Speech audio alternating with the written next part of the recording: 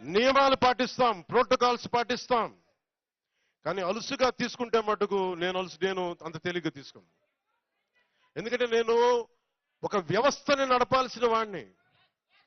ఒక వ్యవస్థను నడపాల్సిన కొన్నిసార్లు నేను గట్టిగా ఉండక తప్పదు. నాకు ఇష్టం ఉందా లేదా అని కాదు, గట్టిగా ఉండక తప్పదు.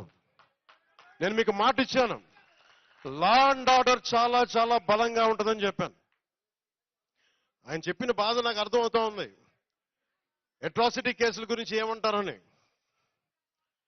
అది ఖచ్చితంగా అది ఉమ్మడి మనకి తెలుగుదేశం నాయకులు ఇచ్చిన ప్రణాళిక. అది కూటమి తీసుకుంది, ఖచ్చితంగా చేస్తాం అది. కానీ ఇది ఆ సందర్భం కాదు.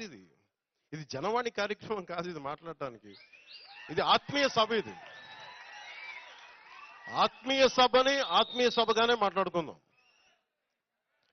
మీకు ఎందుకు ఇక్కడికి ఆసీనులయ్యానంటే, మీ అందరూ ఇక్కడ ఆసీనులైనందుకు గుండెల లోతుల నుంచి మీకు చెప్తున్నాను. మీరే కనుక లేకపోతే పిఠాపురం ప్రజలు, పిఠాపురం జనసేన నాయకులు, పిఠాపురం ప్రజలు, మనకి కూటమి నాయకులు బలంగా గనక నిలబడకుండా ఒక్క ఏకపక్షాన మనం బలంగా పోరాటం చేయకుండా ఉండుంటే ఈరోజు రాష్ట్రం రిజల్ట్స్ ఫలితాలు వేరేలాగా ఉండే. మీరు ఇచ్చారు బలం. నేను ఒకటే అనుకున్నా, గెలిస్తే నన్ను పిఠాపురం గెలిపించాలి. లేదు అంటే నేను ఒకటే అనుకున్నా, పాలిటిక్స్ నుంచి వెళ్ళడానికి కాదు, నేను మటుకు కూర్చోబెట్టి ఆల్మోస్ట్ ఒక బలమైన, ఇంకా ఎప్పుడు పోటీ చేస్తాను లేదు నాకు తెలియదు, ఆ స్థాయికి వచ్చేసాను. నేనేంటంటే పోటీ చేయడానికి, పదవులు అనిపించడానికి నేనేమనుకున్నానంటే, నా దేశం నాకు దేశభక్తినిచ్చింది, నా సమాజం నాకు బాధ్యతనిచ్చింది. నేను దీనికోసం పని చేస్తా.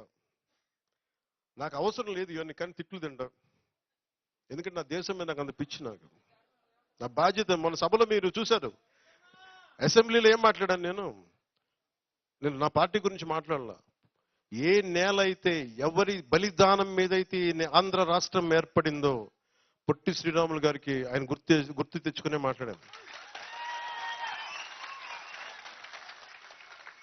ఏ ముఖ్యమంత్రి ఈరోజు కూర్చున్నా, గతంలో కూర్చొని ఉన్నా, దానికి మూలకారకుడు ఎవడు? పొట్టి శ్రీరాములు.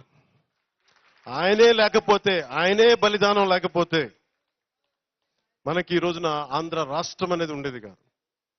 సో నేను ఉన్నది దేనికి అంటే, ఇంతమంది గొప్ప మహానుభావులు ఉన్నారు.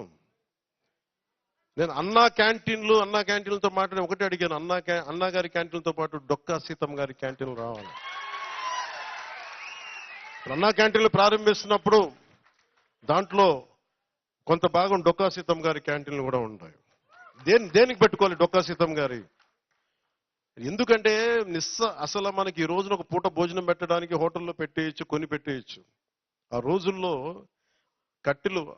కట్టెలతో వండాలి, వర్షాలు.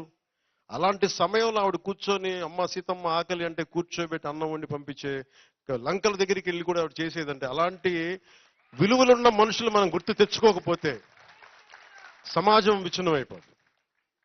సో నాకు పిఠాపురం నాకు నిజంగా కొన్ని 2009 నుంచి నన్ను అడుగుతా ఉన్నారు, మీకు నిలబడతామంటే. నాకు నిజంగా నాకు చెప్పాలి, ఎక్కడి నుంచి పోటీ చేయాలి? నాకు పోరాటం చేయడం ఒకటి తెలుసు. నాకు దాంట్లో గెలుపులు ఉంటాయి, ఓటములు ఉంటాయి, లేదంటే పదవులు ఉంటాయి, నాకేం తెలియదు. నాకేంటంటే, ఏడుస్తున్న మనిషి కోసం నా వంతు ఎంత నేను కృషి చేయగలను, ఎంత నిలబడగలను, ఇంతే నా థాట్. దశాబ్దంన్నర నలిగిపోయా.